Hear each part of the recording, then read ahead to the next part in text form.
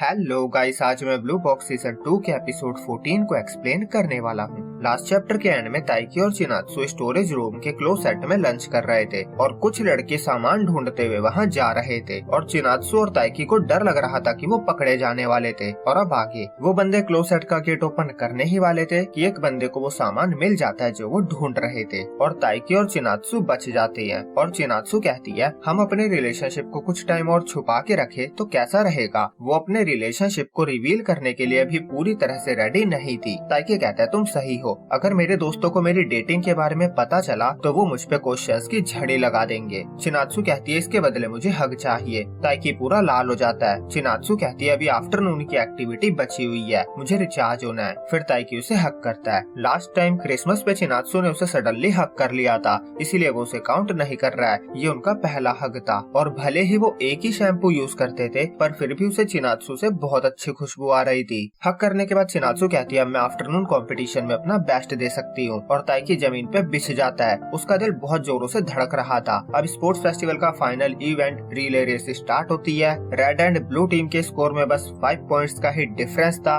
मतलब जो भी टीम रिले रेस जीतेगी वो फर्स्ट आएगी। फिर रेस स्टार्ट होती है। रेड टीम लीड कर रही थी। ताइकी और हारियो बैटन लेने के लिए लाइन में आते हैं। हारियो ताइकी से कहता है हम दोनों नेशनल जाने वाले हैं। ताइकी कहता है तुम मुझे ये अभी क्यों बता रहे हो। हारियो कहता है अभी तुम्हारी रेड टीम भले ही लीड कर रही हो पर तुम ढील नहीं दे सकते, नहीं तो कोई और तुमसे आगे निकल जाएगा। फिर दोनों की टीम वाले उन्हें बैटन पास करते हैं। रेड टीम लीड कर रही थी, इसीलिए जब ताइकी ने स्टार्ट किया था तो वो हारियो से आगे था, पर हारियो ने उनके बीच की दूरी को बहुत कम कर दिया था और अब दोनों ने बैटन एंकर को पास कर दिया था। और ब्लू टीम की एंकर चिनात्सु थी। दोनों टीम्स के लिए भर भर के चेयरिंग हो रही थी और इतने इलेक्ट्रीफाइंग ग्राउंड में दोनों ही प्लेयर्स नेट टू नेट चल रहे थे। और आखिर में ताइकी भी चिनात्सु के लिए चीयर करने लगता है और एट दी एंड चिनात्सु जीत जाती है और इसी के साथ ब्लू टीम की जीत होती है। क्यों ताइकी से कहता है तुमने चिनात्सु के लिए चीयर किया। ताइकी कहता है पता है मेरा दिल अभी भी बहुत तेज धड़क रहा है। और अब ब्लू टीम वालों को वो स्पेशल याकी शोभा ब्रेड खाने को मिलती है और निशिता बेचारा हारियो से एक बाइट मांगता रह जाता है। अब सीन दूसरे दिन पे शिफ्ट होता है। नेशनल क्वालिफायर्स के सिंगल डिवीजन के लिए सिलेक्ट हुए प्लेयर्स की अनाउंसमेंट की जा रही थी, जिसमें निशिता, हारियो, ताइकी, क्यो और हारुतो शामिल थे।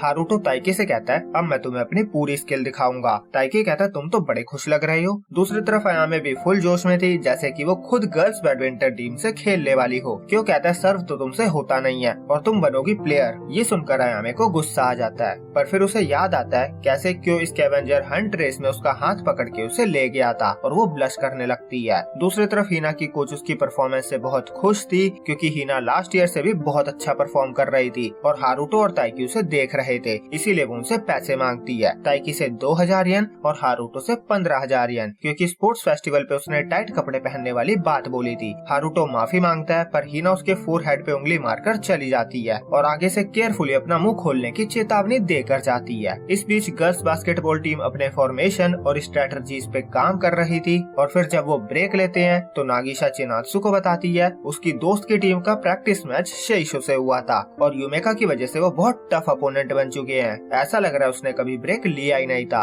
और उसकी वजह से पूरी टीम का लेवल अप हो गया है। फिर शाम में चिनात्सु पार्क में भी प्रैक्टिस कर रही होती है। युमेका वहाँ आती है। वो कहती है आज भी तुम पहले की तरह प्रैक्टिस में जी जान लगा देती हो। चिनात्सु कहती है क्योंकि तुमने मेरी तारीफ की थी। फिर वो कहती है तुम भी बहुत मेहनत कर रही हो। युमेका कहती है तुमसे ही सीखा है। वो उसे थैंक्स कहती है क्योंकि उसकी वजह से ही वो बास्केटबॉल दोबारा खेल पा रही है। कभी कभी उसे रिग्रेट होता है कि उसने इतना सारा टाइम वेस्ट कर दिया, पर यही बात उसे और ज्यादा फोकस करने पे मजबूर कर देती है और ये सब बस चिनात्सु और ताइकी की वजह से ही हो पाया है। चिनात्सु कहती है तुम्हें थैंक्स कहने की जरूरत नहीं है, तुम दोबारा खेल रही हो, मैं इसी से बहुत खुश हूँ। युमेका कहती है याद है पहले हम यहाँ प्रैक्टिस किया करते थे जब हमारे टीममेट्स पीठ पीछे तुम्हारे बारे में बातें किया करते थे। चिनात्सु कहती है नहीं, उस टाइम कोच तुमसे गुस्सा थे। इमेई जूनियर हाई ज्वाइन करने के टाइम वो दोनों बहुत नर्वस थे, तो जब तक स्कूल स्टार्ट नहीं हुए थे उन्होंने अपने आप को प्रैक्टिस में झोंक दिया था। युमेका कहती है ये फनी है ना, हम हमेशा से दोस्त हैं पर जल्दी ही हम दुश्मन बनने वाले हैं। सीन जिम में शिफ्ट होता है। हारियो अभी अभी टीचर से बात करके आया था, उन्होंने उससे फ्यूचर से रिलेटेड कुछ क्वेश्चंस पूछे थे। निशिदा कहता है यकीन नहीं हो रहा है, हम 3rd ईयर में आ गए हैं। हारियो कहता है तुम तो ऐसे कह रही हो जैसे कि हम बुढ़े हो गए हैं। निशिदा कहता है सोचो यार, अब हम स्कूल में जो भी करेंगे वो हमारा आखिरी बार होगा।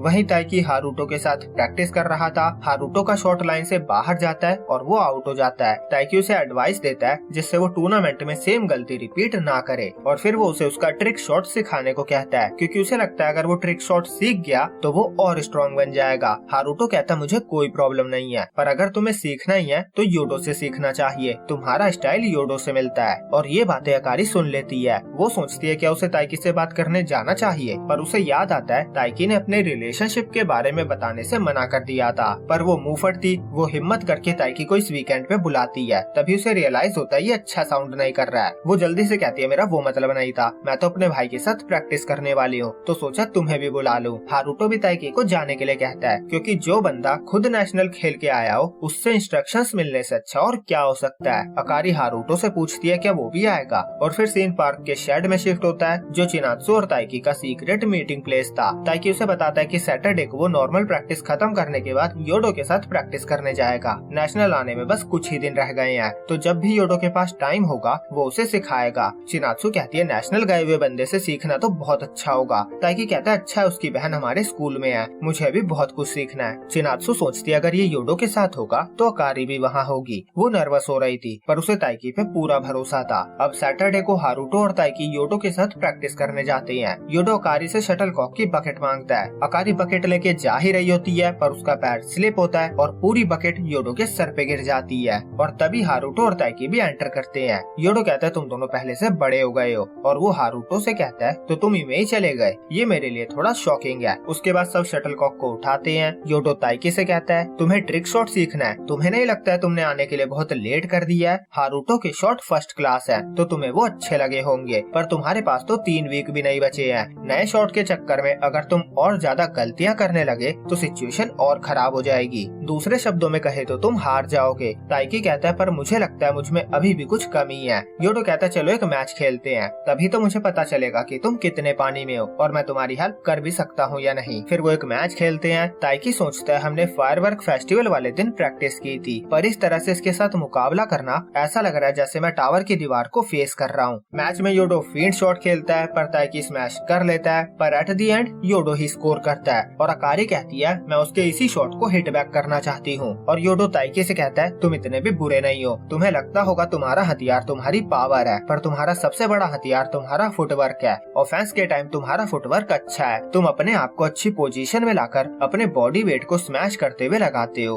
अगर तुम्हें अपनी गलतियां कम करनी है तो तुम्हें अपनी शील्ड को इम्प्रूव करना चाहिए, न कि अपने हथियार को और शार्प करना चाहिए। बेसिकली अगर ताइकी को जीतना है तो उसे अपने डिफेंस पे काम करना है। ताइकी कहता है मतलब मुझे शॉट वापस मारने पे ध्यान देना है। योडो कहता है तुम चिंता मत करो, मेरे शॉट बुलेट्स की तरह है, अगर तुम मेरे शॉट को स्मैश कर लोगे तो तुम जापान के किसी भी बंदे के शॉट को हैंडल कर लोगे। उसके बाद वो जमकर प्रैक्टिस करते हैं। ताइकी किसी तरह शटल कॉक के साथ रैकेट को कनेक्ट कर पा रहा था, पर वो जिस तरह से स्मैश करना चाहता था वैसे नहीं कर पा रहा था। और क्रेजी बात तो ये थी कि इतने सारे शॉट्स लगाने के बाद भी योडो थक नहीं रहा था। और फिर अकारी ही कहती है कि चलने का टाइम हो गया है। योडो कुछ खाने चलने के लिए कहता है। फिर वो सब चाइनीज रेस्टोरेंट जाते हैं। वहाँ अकारी और योडो का ऑर्डर पहले आ गया था तो वो पहले ही खाना स्टार्ट करते हैं, और फूड से ताइकी को उसके स्टेमिना का राज समझ में आता है। और उन दोनों की हरकतें सिमिलर थी, जिससे पता चल रहा था कि वो दोनों सच में भाई बहन ही थे। फिर योडो ताइकी से हारियो के बारे में पूछता है। ताइकी कहता है वो जिम में दूसरे 3rd ईयर वालों के साथ प्रैक्टिस कर रहा है, ये उनका नेशनल जाने का आखिरी चांस है। हारुतो कहता है मुझे फर्क नहीं पड़ता, अगर उनका मुकाबला मुझसे हुआ तो मैं उन्हें डिस्ट्रॉय कर दूंगा।